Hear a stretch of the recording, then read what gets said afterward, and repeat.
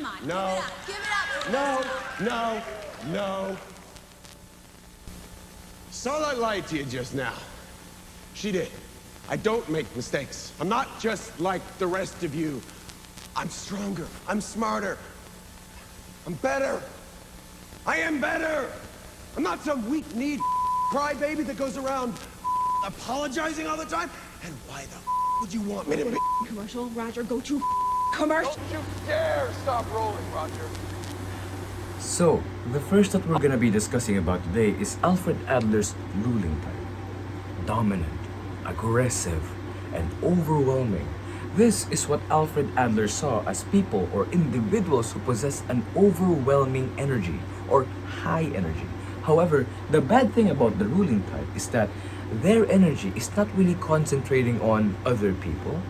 It's not really concentrating on letting society or helping society improve. No, they are more concentrated on furthering their own goals. And the thing is, because of their lack of consideration for others, they have a chance of developing antisocial behaviors or displaying antisocial behaviors. But what does it mean? Antisocial behaviors. Antisocial behaviors are actions or behavior that displays things that deviates from the norm. It also violates people or human rights in the process. A few notable examples of these actions are, for example, manipulation, vandalism. It could also be crime or any form of harassment. That is Alfred Adler's The Ruling Type.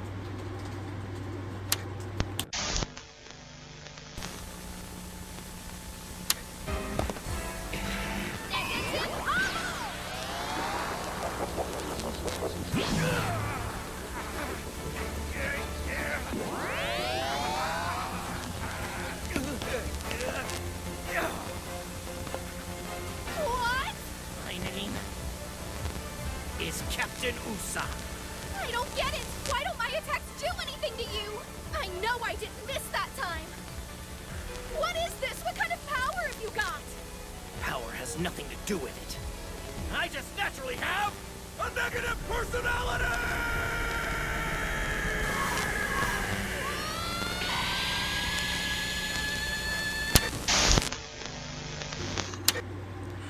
The second that we're going to be discussing about today is the leaning type. Now, the leaning type are those who are sensitive. They are described to be dependent on others. They are quite reliant. This is what Alfred Adler sees as individuals who possess very low energy.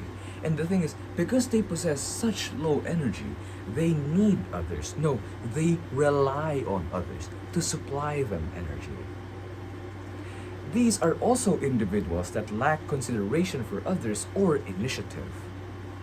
The thing is, these types of people use other people to compensate for what they lack.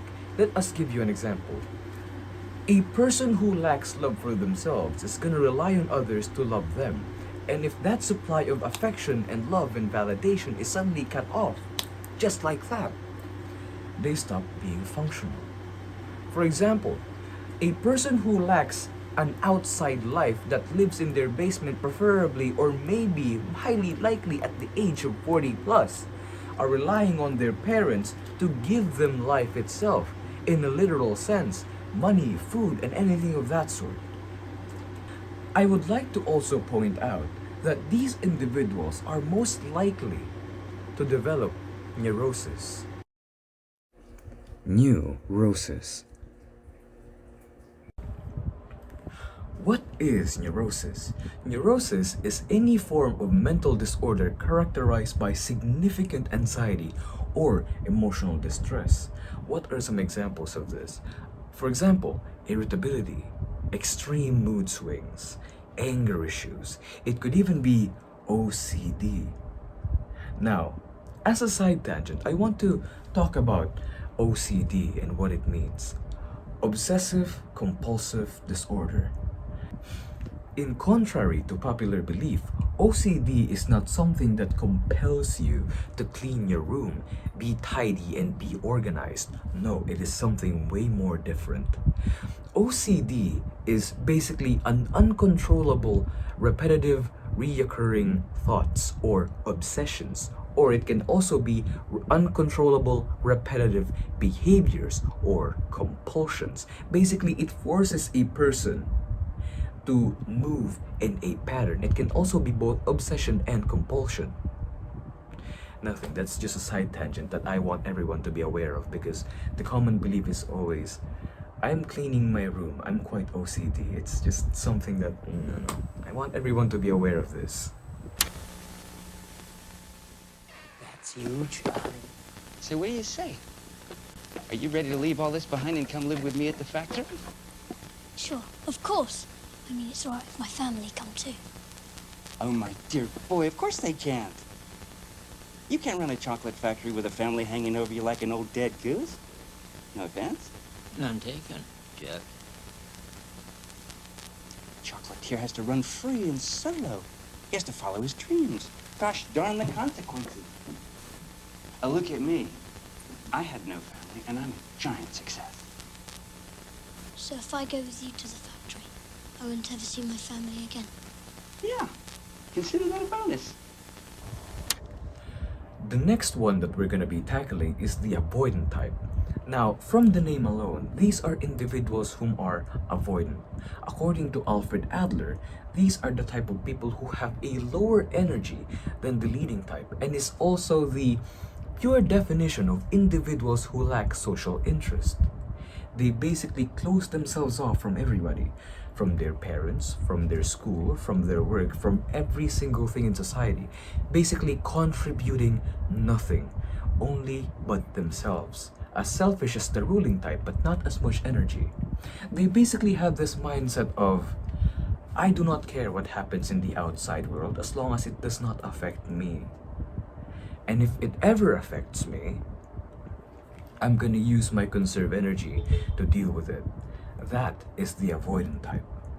Now, the thing is, you need to be wary of becoming the avoidant type, because for the ruling type, you have to be wary because you're going to develop antisocial behavior. For the leaning type, you might develop neurosis or neurotic symptoms. But in the avoidant type, you have the chance of developing psychosis. What is psychosis? Psychosis. Psychosis is basically an abnormal mental state involving having problems with reality testing. What is reality testing? Basically, reality testing is just you understanding or being aware of what's real and what is fake. Now, having problems with reality testing basically means that you're having cognitive problems that involves perception or anything that is related to auditory.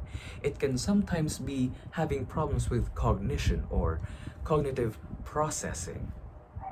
Some examples of psychosis involves hallucination, both auditory, perception, or even both, delusions, paranoia, or even significant difficulty in speaking or being able to form words.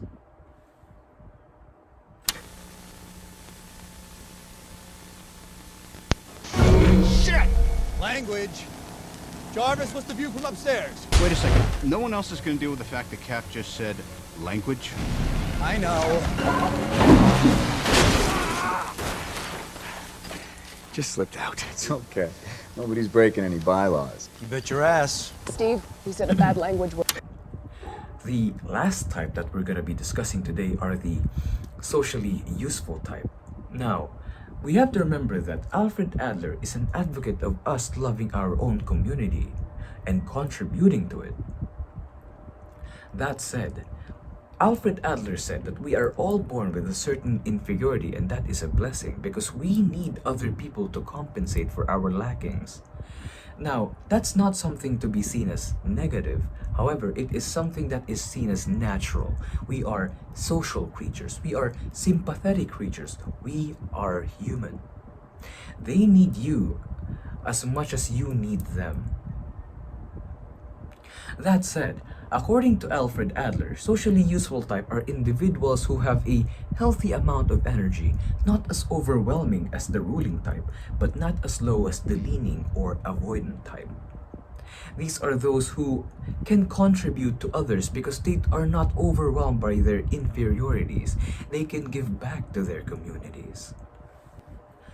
The thing about socially useful type is that they are the most easiest to explain. Why? They are basically just social sweetheart and social butterflies. These are basically the main characters of life. You will expect to see them at your most tenseful moment, and they are gonna be the ones to approach you when you need them the most, and gonna be assisting you in your troubles, even though it's your first time meeting them. Hi. I'm Captain America, here to talk to you about one of the most valuable traits a soldier or student can have. Patience. Sometimes patience is the key to victory. Sometimes it leads to very little, and it seems like it's not worth it. And you wonder why you waited so long for something so disappointing. How many more of these?